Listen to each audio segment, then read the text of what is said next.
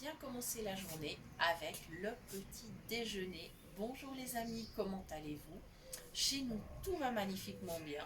Alors on espère évidemment qu'il en est de même pour vous.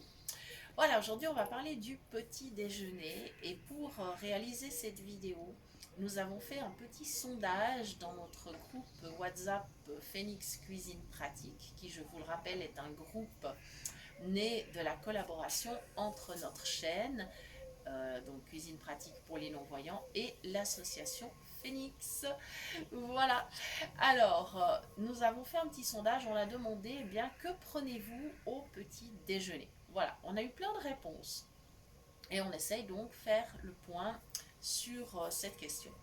D'abord, est-il indispensable de prendre un petit déjeuner? Eh bien, oui et non. Oui, si les autres repas sont légers, c'est-à-dire par exemple si à midi on n'a pas le temps de faire un vrai repas et qu'on mange sur le pouce. Oui, si le repas du soir a été léger, il va falloir le matin évidemment commencer pour bien démarrer la journée. Oui, si on a un travail qui demande quand même du physique. Voilà, donc à ce moment-là, oui, ce sera nécessaire de prendre un petit déjeuner. Maintenant, non, si, d'abord, si on ne peut pas, c'est-à-dire il y a des personnes qui n'arrivent pas à manger le matin en se levant, ce n'est pas un problème. On peut faire une petite collation dans la matinée, ça compensera. Ce n'est pas indispensable si on a fait un repas en famille la veille au soir, un repas vraiment complet. Et évidemment, si on a le temps, par exemple, de faire un repas de midi très complet, c'est pas nécessaire non plus de faire un petit déjeuner copieux. Il faut bien tenir compte du fait que l'équilibre alimentaire, il se fait vraiment sur la journée et que effectivement, il faut arriver à compenser entre les différents repas. Alors, sur la question que prenez-vous au petit déjeuner, nous avons eu plein de réponses différentes.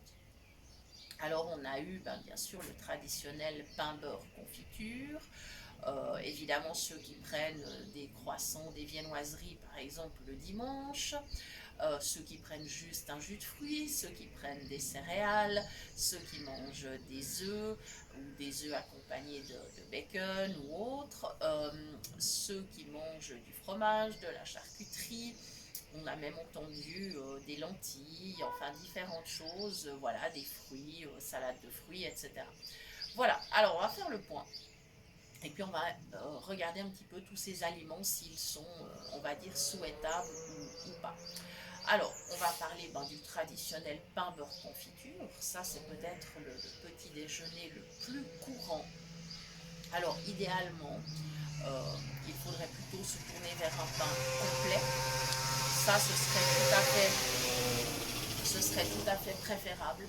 Le pain complet facilite une bonne digestion et puis surtout, il va donner une sensation de satiété beaucoup plus importante qui va durer. C'est-à-dire que en mangeant du pain complet, pardon, on aura moins envie de grignoter pendant le reste de la matinée. Voilà, donc le beurre, pourquoi pas, un petit peu de confiture, attention à la glycémie quand même, la confiture c'est très sucré. Mais voilà, ça reste un petit déjeuner courant. Avec ce petit déjeuner, faut-il ou pas ajouter un jus de fruits? Alors, le jus de fruits, on avait déjà fait d'ailleurs un thème là-dessus sur la page Facebook. Le jus de fruits est quand même potentiellement hyper sucré. Pour quelle raison? Parce qu'en fait, on extrait du fruit le jus et on laisse de côté tout ce qui est fibres, pulpe, etc. Et c'est un petit peu dommage. Donc, plutôt que de prendre un jus de fruit, ce serait idéal de manger le fruit entier ou alors de le mixer pour faire un smoothie. Ça, ce serait aussi une possibilité. Donc voilà, à voir. Mais disons que le jus de fruits seul, ça donne beaucoup de calories, beaucoup de sucre pour finalement, on va dire, moins de qualité nutritive que le fruit entier. Voilà, donc à voir. Faites selon vos habitudes, mais tenez bien compte que le jus de fruits est très sucré. Voilà, qu'il soit pressé à la maison ou qu'il soit acheter dans le commerce, ça reste vraiment très sucré. Voilà. Ensuite, alors par contre, les fruits entiers, voilà, donc sous forme de salade de fruits ou simplement consommés tels quels, effectivement, ça c'est différent. On peut même mélanger d'ailleurs fruits frais, fruits secs. Et là, on aura quand même une mine de vitamines, de fibres. Effectivement, ça peut être très intéressant. Très intéressant aussi le, tout ce qui est muesli. On avait fait d'ailleurs une vidéo sur le Bircher muesli. Donc vous pouvez utiliser des flocons d'avoine, vous pouvez utiliser différents flocons, hein, flocons de sarrasin, d'épeautre, de soja, histoire de varier un petit peu. Ces flocons ont un index glycémique qui est franchement très raisonnable et surtout ils apportent des fibres. Voilà. Donc si vous préparez vos céréales avec un petit peu de lait, vous éviterez de les sucrer évidemment. Vous pouvez mettre des fruits frais, des fruits secs. Ça constitue un petit déjeuner effectivement intéressant qui va aussi, comme on dit, tenir au ventre et qui vous évitera de grignoter pendant la matinée. On va parler maintenant des céréales. Alors, pourquoi j'ai fait la distinction entre les flocons qui permettent de faire du muesli et les céréales? Parce que on va dire que ce sont deux produits totalement différents. Les céréales qu'on achète en paquet qui sont sucrées, dans lesquelles on rajoute du chocolat ou je ne sais encore quel autre ingrédient, ça c'est un produit à réserver à des journées exceptionnelles parce que d'abord ce ne sont pas des produits sains, malgré ce que la publicité essaye de vous faire croire. Ce sont des produits trop gras, trop sucrés et qui ont perdu beaucoup de qualité nutritive. Donc effectivement, malgré le fait que les industriels vont peut-être essayer de rajouter des vitamines ou quelques petits morceaux de fruits secs pour vous faire croire que c'est plein de bonnes choses, on va dire que ça n'est pas le cas du tout. Alors, à réserver vraiment à des exceptions.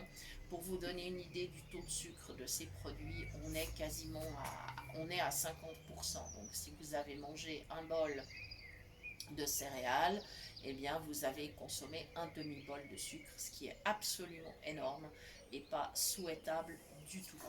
Donc voilà, on va comprendre pourquoi effectivement ce produit est à laisser de côté, vraiment à réserver à des occasions exceptionnelles, peut-être les vacances, pourquoi pas, enfin voilà, mais vraiment à éviter de manière régulière. Voilà, c'est vraiment trop gras, trop sucré. Ensuite, par contre, en parlant des flocons, on peut préparer du porridge. Voilà, ça c'est une recette que les Anglais préparent volontiers, donc ça, voilà, bah, pourquoi pas, effectivement.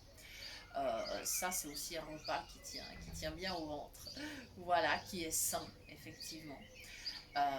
On va parler des œufs. Alors, on peut préparer des œufs sous différentes formes. On peut les préparer bien sûr au plat, brouillés, à la coque ou les œufs durs par exemple. Alors, si vous préparez des œufs brouillés, vous aurez forcément un petit peu de matière grasse, mais bon, si elle est de belle qualité, ça ne posera pas de problème. Par exemple, un petit peu d'huile d'olive, pourquoi pas. Le beurre, attention, c'est quand même des graisses saturées, mais enfin, si vous n'en mettez pas trop, ça ira. Souvent, les œufs brouillés sont accompagnés de bacon. Alors attention, c'est aussi un produit gras et salé à réserver aussi aux occasions particulières, mais en aucun cas tous les jours, bien évidemment, et en quantité raisonnable. Si vous faites griller du bacon avec vos œufs, vous n'aurez pas besoin de rajouter de matière grasse. Par contre, vous commencez par faire griller les petits morceaux de bacon, vous ajoutez les œufs après. Il n'y a pas besoin d'ajouter encore une autre matière grasse. Ça suffira amplement. Voilà, les œufs à la coque, les œufs durs. Il faut savoir quand même que l'œuf est une source de protéines extrêmement intéressante. Niveau calorique, c'est très correct. Et c'est également quelque chose qui tient bien, je veux dire, qui rassasie bien. Donc effectivement, ça permettra d'éviter les grignotages. Mais attention à ne pas consommer tous les jours non plus, le jaune d'œuf étant quand même source de matière grasse également. Source de vitamines, mais de matière grasse aussi. Donc il faut faire la part des choses et consommer ces produits de façon, on va dire, sporadique, par exemple 1, 2 fois dans la semaine, pourquoi pas.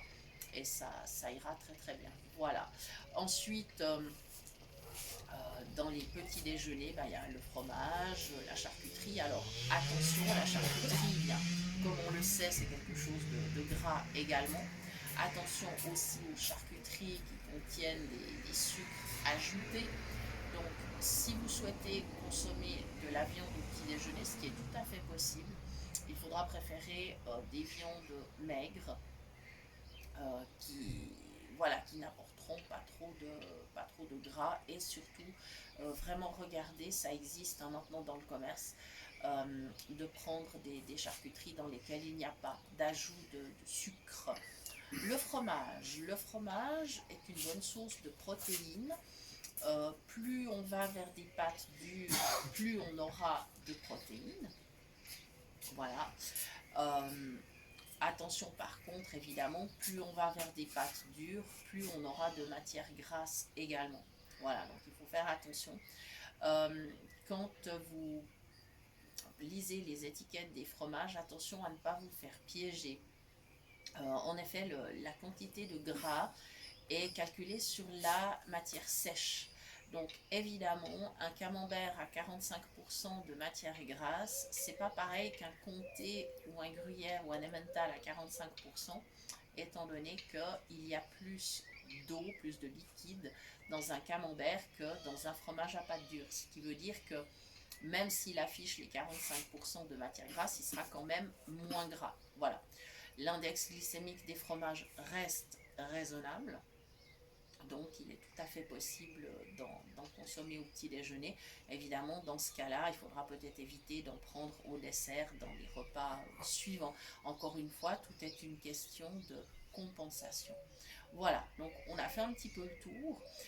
Au niveau des pains, à éviter également, même si c'est très bon, le pain de mie, qui est également très sucré. Alors effectivement, on est à peu près dans le même taux de sucre que pour les céréales du commerce, c'est-à-dire qu'on est quasiment à 50%. Donc vous imaginez, vous faites 2 tartines avec du pain de mie, vous avez mangé en réalité une tranche de sucre. Voilà. Donc pas très intéressant non plus, à réserver aux occasions particulières. Et bien évidemment, toute la famille des brioches, enfin voilà, tout ce qui est vraiment sucré, à réserver également à des jours exceptionnels, peut-être 1 fois dans la semaine. Attention, pareil pour tout ce qui est pancakes, crêpes, etc. Parce qu'on a tendance évidemment à les sucrer. Donc méfiance, méfiance, parce que là, c'est vrai que c'est encore un apport de sucre, surtout que par exemple les pancakes, les crêpes, eh bien, on doit également mettre du gras pour les faire cuire. Donc on arrive quand même à une addition calorique très très très importante. Voilà. Donc sur toutes ces informations, eh bien, à vous de vous faire une idée. Notez-nous en commentaire quel petit déjeuner vous prenez. Ça peut toujours être intéressant. Voilà, il y a aussi des gens qui mangent des saucisses au petit déjeuner. Alors attention, la saucisse c'est gras également. Donc pas tous les jours non plus. Voilà, il faut vraiment faire la part des choses.